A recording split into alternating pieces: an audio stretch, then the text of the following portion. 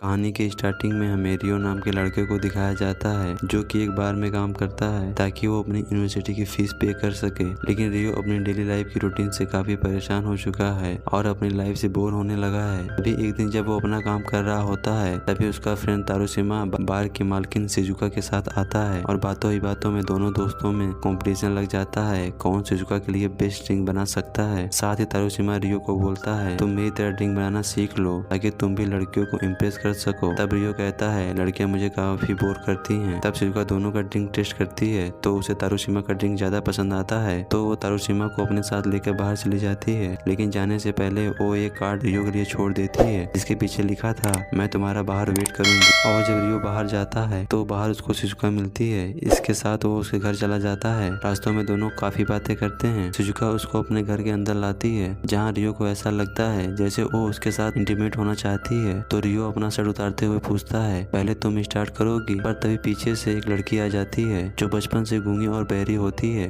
पर वो लिप्स को पढ़ सकती है। अचानक पता चलता है ये लड़की शिजुका की बेटी होती है। इसका नाम सारुका होता है। शिजुका रियो से कहती है मैं तुम्हारा एक्शन देखना चाहती हूँ ताकि तुम मेरे लिए काम कर सको। जिसके बाद वो उसे अपनी बेटी के साथ इंटीमेट होने के लिए कहती है और वहीं बैठ कर उन्हें देख रही होती है। शुरुआत में तो रियो को काफी अजीब लगता है पर जैसे तैसे अपने काम को पूरा कर देता है। इसके बाद शिजुका उसको पैसे देते हुए कहती है तुम इससे बेटर परफॉर्म कर सकते थे। जिसके बाद वो उसे अपने क्लब को ज्वाइन करने को कहती है जहाँ वो बहुत सारे पैसे कमा सकता है पर उसे कॉल बॉय का काम करना होगा और शिजुका उसको सोचने के लिए कुछ समय भी देती है। इसके बाद रियो अपने घर आ जाता है। उसको वहाँ पे एक लेटर मिलता है जो शिजुका ने भिजवाया था। इसमें लिखा हुआ होता है मैंने लास्ट नाइट काफी एंजॉय किया, अगर हमें मौका मिला तो हम दोबारा जरूर मिलेंगे। ये पढ़कर रियो उस क्लब को ज्वाइन करने के लिए तैयार हो जाता है और नेक्स्ट डे वो उस क्लब को ज्वाइन कर लेता है जहाँ सबसे पहले उसका फोटो शूट किया जाता है। इसके बाद शिजुका उसको शॉपिंग कराती है जहाँ उसकी मुलाकात हिमांशी नाम के लड़के से होती है जो खुद भी एक प्ले बॉय होता है। शिजुका बताती है हिमांशी हमारे वीवीआईपी कस्टमरों के बीच काफी फेमस है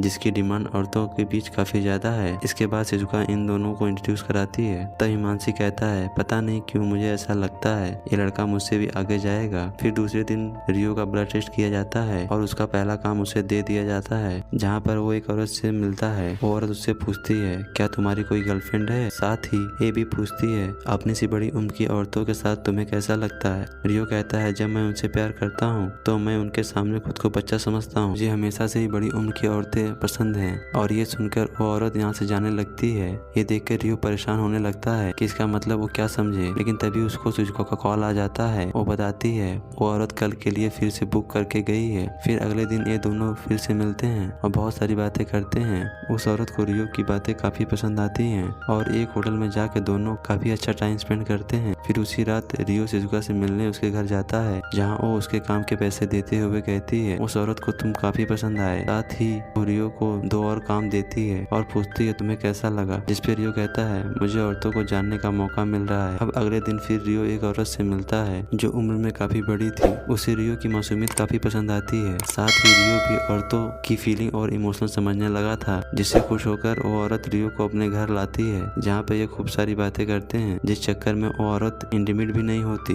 अब अगले दिन शिजुका रियो के साथ डिनर पर जाती है जहाँ साथ में उसकी बेटी सारुका भी होती है। शिजुका रियो को बताती है कि उसके क्लाइंट ने बताया जब वो तुम्हारे साथ होती हैं तो वो अपने एज डिफरेंट को भूल जाती हैं। उन्हें ऐसा लगता ही नहीं है वो एक छोटे लड़के के साथ हैं। इस पर रियो कहता है जब मैं 12 साल का था तभी उसकी माँ की उम्र 40 साल की थी, तभी उनकी मौत भी हो गई जिसका जिम्मेदार रियो खुद को ही मानता है। तभी से ही उसे उस एज की औरतों को खुश करने में खुशी मिलती है और जब कोई औरत बताती है मैं 40 साल की हूँ तो मैं उसे इमोशनली कनेक्ट कर लेता हूँ। जिसके बाद रियो अपनी मॉम को याद करके रोने लगता है तो शिजुका उसे गले से लगा लेती है। अब अगले दिन रियो अपने दूसरे क्लाइंट कपल के पास जाता है जहाँ पर वो आदमी व्हील चेयर पे बैठा था और रियो को अपनी बीबी के साथ इंटीमेट होने के लिए कहता है। वो आदमी रियो को जैसा कहता है रियो वैसा ही करता है। वो आदमी इन दोनों का वीडियो भी बनाता है। अंत में ये दोनों रियो की परफॉर्मेंस से काफी खुश होते हैं और रियो को एक्स्ट्रा पैसा भी देते हैं जिसके चलते रियो का प्रमोशन भी हो जाता है। उसे भी वीआईपी कस्टमर मिलने लगे थे।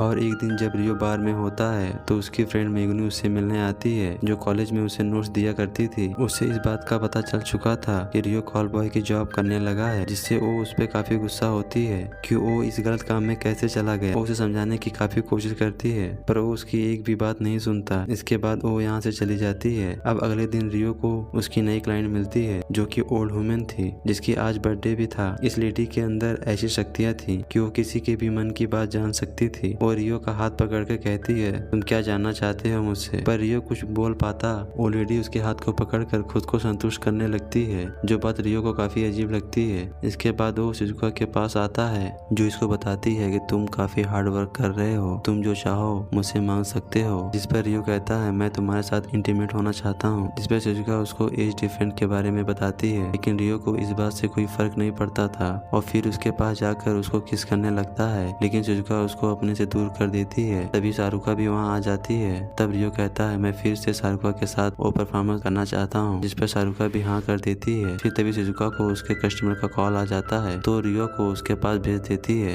लेकिन जब रियो अपनी क्लाइंट के पास पहुंचता है तो काफी शॉक हो जाता है, क्योंकि वो उसकी फ्रेंड मेगुनी होती है, जो कि उसको कॉलेज में नोट्स दिया करती थी। मेगुनी कहती है, तुम तो काफी एक्सपेंसिव हो, तुमको बुक करने में मेरे पूरे 1 महीने की सैलरी चली गई। ये कहते हुए उसके पास आ जाती है। ये दोनों काफी करीब आ जाते हैं। मेगुनी कहती है, मैं तुमसे पहले से ही प्यार करती थी, लेकिन अब तो तुम मुझसे काफी दूर जा चुके हो। जिस पे रियो कहता है, तुम मुझे कभी भी बुक नहीं कर सकती। और ये कहकर वो रोने लगता है। काम पूरा होने के बाद वो शिजुका के पास जाता है, जहाँ पर वो उससे बताती है वो HIV पॉजिटिव है, जिसकी वजह से वो उसके साथ वो नहीं कर सकती जो वो चाहता है। कभी वो भी कॉल गर्ल का काम किया करती थी, लेकिन प्रिकॉशन लेने के बाद भी वो प्रेग्नेंट हो गई और सारुका हुई। लेकिन रियो कहता है, मैं तुमसे प्यार करने लगा हूँ। तभी सारुका भी आ जाती है, जो शिजुका से कहती है, ठीक है, आज मैं देखना चाहती हूँ तुम इससे कितना प्यार करते हो। इसके बाद रियो शिजुका की बेटी के साथ टेस्ट देने लगता है, जिसे देख कर शिजुका भी एक्साइटेड होने लगती है। अब अगले दिन जब रियो एक बार में होता है, सारुका शिजुका का मैसेज लेके आती है, जिसमें लिखा था, पुलिस को हमारे काम के बारे में सब कुछ पता चल गया है, लेकिन तुम परेशान मत हो, मैंने सारा रिकॉर्ड खत्म कर दिया है, जिसके चलते तुम्हें टेंशन लेने की कोई जरूरत नहीं है। साथ ही मैंने तुम्हारे माँ के बारे में पता लगाया, तुम्हारी माँ भी कॉल गर्ल का काम किया करती थी। ये बात मुझे एक गार्ड से पता चली, जहाँ तुम्हारी माँ जाया करती थी, और तुम्हारी माँ की मौत हार्ट अटैक से हुई थी, ना कि तुम्हारी वजह से। खुद को ब्लेम करना बंद करो। फिर आखिरी में ये लिखा था, अगर मैं जिंदा रही तो मैं, सारुका और तुम साथ रहेंगे। अगले सीन में रियो उस ओल्ड लेडी के पास जाता है, फिर उसका हाथ पकड़ लेती है, उसे कहानी सुनाने लगती है और ये करीब आ जाते हैं। अंत में हम देखते हैं सारुका एक कंपनी में जॉब करने लगी थी और रियो अपनी